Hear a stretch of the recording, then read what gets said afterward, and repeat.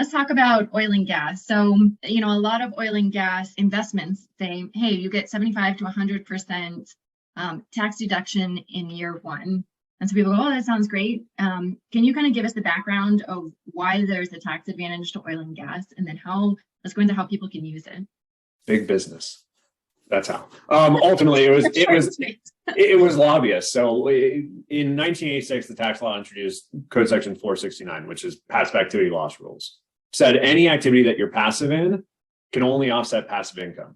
So what they were trying to get away from is, prior to 1986, you invested in a multifamily and you had $1 million loss in it, you could offset your W-2 income. You didn't even have to be active in it because there was no distinction between the two. So in 86, they created this passive activity loss rules.